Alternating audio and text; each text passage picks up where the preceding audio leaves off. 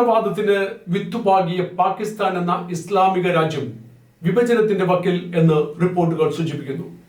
കഴിഞ്ഞ ദിവസങ്ങളിൽ നടന്ന വൻ പ്രതിഷേധ പ്രകടനങ്ങൾ അടിച്ചമർത്താൻ പാകിസ്ഥാൻ ആർമി ഇടപെടുകയും ജനങ്ങൾക്കെതിരെ ആയുധമെടുക്കുകയും ചെയ്തിരുന്നു. ബലൂചിസ്ഥാൻ, പാക് അധിനിവേശ കാശ്മീർ എന്നീ പ്രദേശങ്ങൾ പാകിസ്ഥാന്റെ നിയന്ത്രണത്തിൽ നിന്നും പടിപടിയായി നഷ്ടമാവുകയാണെന്ന തോന്നൽ ഓപ്പറേഷൻ സിന്ധൂറോടെ ചർച്ചയായിരുന്നതാണ്.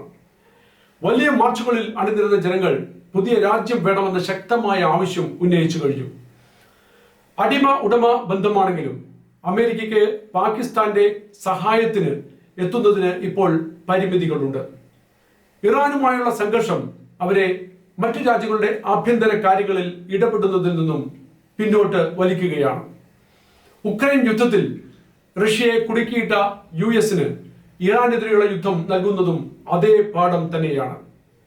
ബലൂചിസ്ഥാൻ പ്രവിശ്യയുടെ 85% കൈവശമാക്കിയ ബലൂചിസ്ഥാനികൾ പട്ടാളത്തിൽ നിന്നും പോലീസിൽ നിന്നും രാജിവെച്ച് റിപ്പബ്ലിക് ഓഫ് ബലൂചിസ്ഥാൻ എന്ന രാജ്യം സ്ഥാപിച്ചു എന്നാണ് അറിയുന്നത്. മാത്രമല്ല, രാജ്യത്തിന് സ്വന്തമായി പതാക, നാണയം, ദേശീയ ഗാനം തുടങ്ങി ഒരു രാജ്യത്തിന്റെ അംഗീകാരത്തിന് വേണ്ടി ഉള്ളതെല്ലാം നേടിയെടുത്തു എന്നും വാർത്തകളുണ്ട്. അന്താരാഷ്ട്ര സമൂഹത്തോട് തങ്ങളെ രാജ്യമായി അംഗീകരിക്കണമെന്നും അവർ അഭ്യർത്ഥിച്ചിട്ടുണ്ട്. ഇത്തരത്തിലുള്ള വാർത്തകൾക്ക് നേരെ പാകിസ്ഥാൻ പൂർണ്ണമായ മൗനത്തിലാണ്. പ്രകൃതി വിഭവങ്ങൾ കൊണ്ട് സമ്പുഷ്ടമായ ബലൂചിസ്ഥാനിലെ കൽക്കരി ഖനികളും സ്വർണ്ണ ചെമ്പ് ഖനികളും 150ഓളം വരുന്ന വാതക പാടങ്ങളും ലിബറേഷൻ ആർമി കൈയടക്കി എന്നത് പാകിസ്ഥാനെ സംബന്ധിച്ചിടത്തോളം വലിയ വെല്ലുവിളിയാണ്.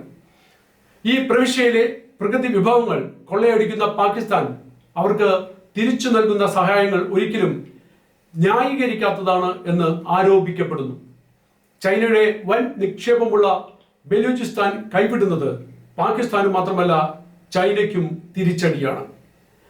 ചൈന പാകിസ്ഥാൻ സാമ്പത്തിക ഇടനാഴിയുടെ ഭാഗമായി സ്ഥാപിച്ച ഗദ്വാർ തുറമുഖവും അനുബന്ധമായ അടിസ്ഥാന സൗകര്യ വികസനങ്ങളും തദ്ദേശീയരുടെ എതിർപ്പ് മറികടന്ന് പാകിസ്ഥാൻ ചൈനയുമായി നടത്തിയ കരാറിന്റെ ഭാഗമായിരുന്നു.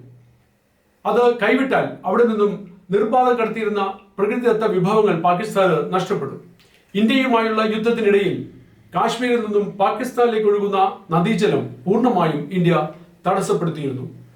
നെഹ്റു പാകിസ്ഥാനെ സഹായിക്കുവാനേ എഴുതിയ കരാർ കേന്ദ്ര ഗവൺമെന്റ് ഏകപക്ഷീയമായി റദ്ദാക്കിയപ്പോൾ വലിയ വെല്ലുവിളികൾ പാകിസ്ഥാൻ ഉയർത്തിയിരുന്നു.